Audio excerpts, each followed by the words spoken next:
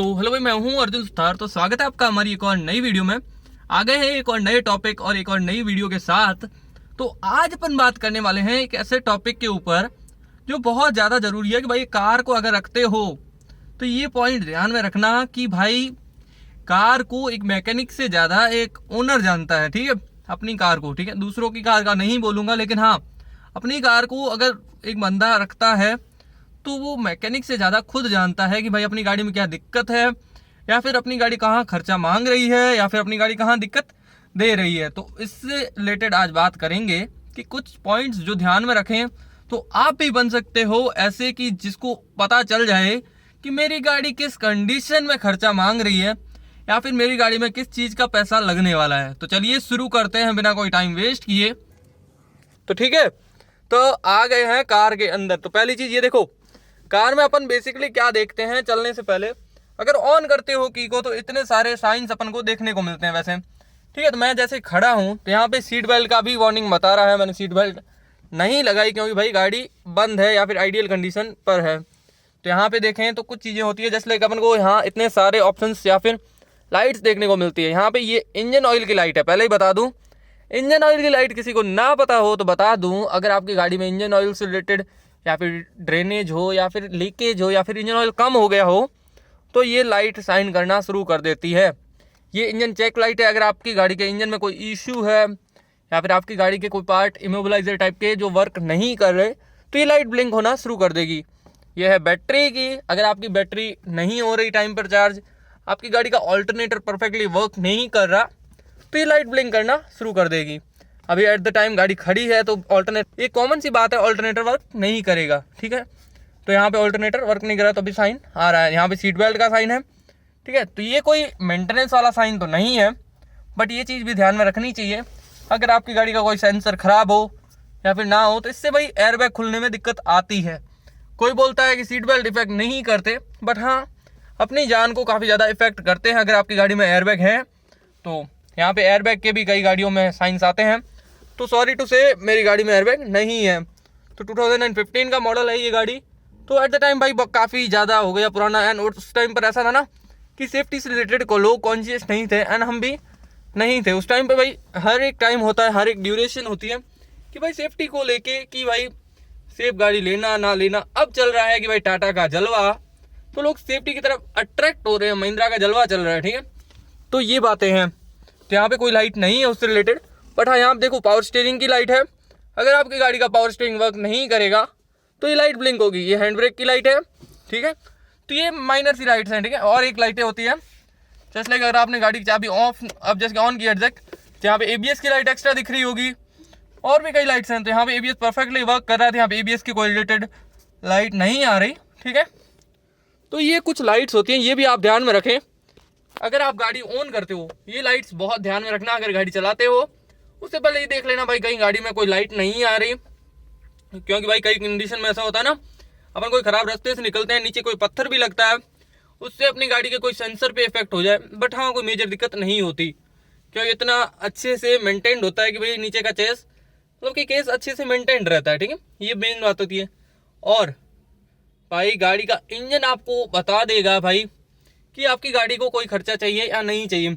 अगर आप डेली किसी गाड़ी को चलाते हो या फिर ऑलमोस्ट 2 या 3 दिन में गाड़ी चलाते हो तब भी आप बता दोगे कि भाई मेरी गाड़ी में ये आवाज़ चेंज है या फिर ये साउंड कुछ नया है। जैसे कि मैं अपनी गाड़ी की बताऊं तो मुझे क्या अलग लगता है नई के कंपैरिजन में, तो यहाँ बताते हैं। तो जैसे कि अब मैं गाड़ी को स्टार्ट करता हूँ,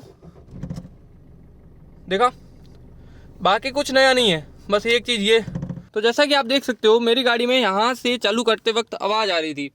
वो रीज़निंग क्यों थी आप देख सकते हो। ठीक है, ये रीज़न ये है कि मैंने जब फ्लोरिंग करवाई थी तो सीटें निकलती हैं फ्लोरिंग के टाइम पे, किसी को पता हो तो बता दूं, तो यहाँ पे सीटें निकली थी, एंड देन बाद में जो टाइट हुई, बाद में टाइम के साथ में ये चीज़ें वापस लूज़ होने लगी, एंड यही मेरा मेन रीज़न था कि मेरी गाड़ी की ये आवाज़ आ रही है। ठीक है, और देन नेक्स्ट जो साउंड मेरी गाड़ी से आता है वो ये रहता है कि भाई आप सुनिए, ऑन हुई गाड़ी,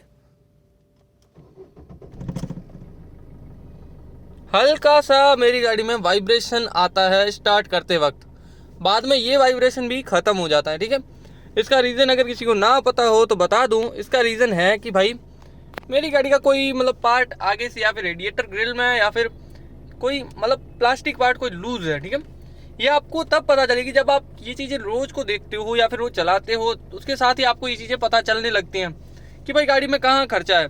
तो इस कंडीशन में आप अगर मैकेनिक के पास जाते हो तो आप क्या करते हो कि भाई मेरी गाड़ी को यही पार्ट या फिर यहाँ से मेरी गाड़ी में नॉइस आ रही है, तो आपको वही चीज़ दिक्कत सॉल्व करवानी है। लेकिन यहीं अगर आपको नहीं पता, आप अवेयर नहीं हो गाड़ी से रिलेटेड, देन आप जाते हो कहीं मैकेनिक के पास या फिर कहीं सर्विस सेंटर में, तो वो आपका बड़ा लंबा चौड़ा बिल फाड़ता है। क्यों? क्योंकि भाई उसको वही करना है यार, उसको तो भाई पैसे से मतलब है, उसको कोई मतलब नहीं आपकी गाड़ी की क्या कंडीशन है, आपकी गाड़ी में क्या दिक्कत है। वो आपको बोलेगा कि भाई मैं रिजॉल्व कर रहा हूँ, बट हाँ कई कंडीशन में वो रिजॉल्व नहीं करते एंड आपसे पैसे चार्ज करने पे लग जाते हैं। तो ये कंडीशन होती है, आपको भी पता हो। तो ये चीज़ें काफ़ी ज़्यादा देखी जाती हैं आज की डेट में भी, पहले के कंपैरिजन में अब कम हो गया है। जैसे कि अब लोगों के अंदर अवेयरनेस आ गई है भाई, आज की डेट में डिजिटली लोग ज़्यादा अवेयर हो गए हैं। बट आज भी कई लोग हैं जो इस चीज़ से रिलेटेड भाई काफ़ी ज़्यादा ठगे जाते हैं। ये देखो मेन नॉइस है सीट की, तो ये चीज़ें ध्यान में रखनी होती हैं। देन अगर आप सर्विस करवाते हो गाड़ी को तो मेनली आपको बोला जाता है कि भाई ये चेंज करवा लो, वो चेंज करवा लो, अलाइनमेंट करा लो, बैलेंसिंग करवा लो, या फिर आपको ऐसे ऐसे नाम बोले जाएंगे, एंटी रस्ट कोटिंग करवा लो। तो मेरे भाई इतनी ज़्यादा चीज़ों से बचना। जो कुछ पॉइंट्स या फिर माइनर या मेजर कह लो जो आपको करवाना है, ठीक है, वो ये रहता है अलाइनमेंट आपको करवाना है ऑलमोस्ट 1 साल में 1 बार या फिर मैक्स टू मैक्स 2 बार, ठीक है। अलाइनमेंट एंड व्हील बैलेंसिंग की बात करूँ तो साल में 1 बार करवाओगे तब भी चल जाएगा, क्योंकि ये दिक्कत कब आती है जब आपकी गाड़ी पंचर हो एंड आपकी टायर खोला जाए, ठीक है, टायर को खोला जाए, तब ये दिक्कतें फेस करने को मिलती है। पहली चीज़ तो आपको बैलेंसिंग उस कंडीशन में करवानी है। अलाइनमेंट की बात करूँ, कभी आपको लगे कि मेरी गाड़ी एक साइड को भाग रही है या फिर कहीं या यहाँ जा रही है या यहाँ जा रही है, तो उस कंडीशन में करवाना पड़ेगा। देन ठीक है, ये मेन रहा।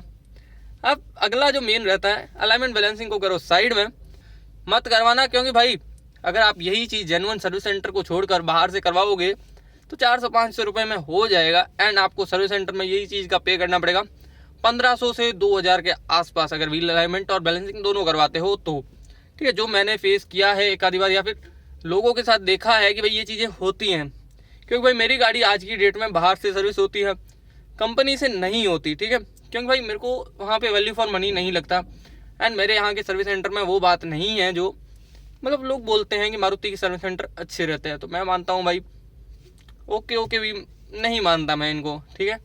तो ये रहता है सर्विस सेंटर की बात है।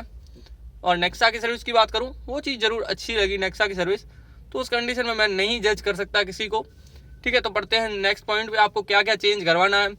सर्विस पे आपको बेसिक सी इंजन ऑयल चेंज करवा लो, ऑयल फिल्टर करवा लो एंड हर 20,000 या 30,000 किलोमीटर पर फ्यूल फिल्टर चेंज करवा लो। जो डीजल गाड़ी की बात कर रहा हूँ, पेट्रोल में भी यही चीज़ें होती है। एयर फिल्टर चेंज करवा लो, कैबिन फिल्टर अगर आपकी गर्मी का मौसम है तो कैबिन फिल्टर साफ़ करवा के या फिर चेंज करवा लो, वही सबसे अच्छी कंडीशन में रहता है।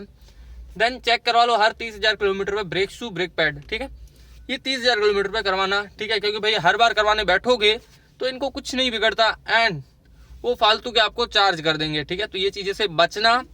सो आई होप आपको ये इन्फॉर्मेशन अच्छी लगी होगी, ठीक है।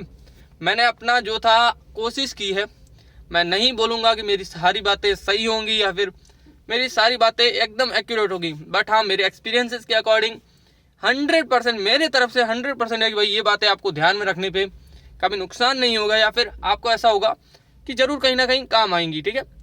आई होप आपको ये वीडियो अच्छा लगा। वीडियो अच्छा लगे लाइक करना, शेयर करना, सब्सक्राइब करना हमारे यूट्यूब चैनल को एंड पास में आ रहा बेल आइकन को भी प्रेस कर देना। और तो और मिलते हैं नेक्स्ट वीडियो में, तब तक के लिए stay tuned and keep watching.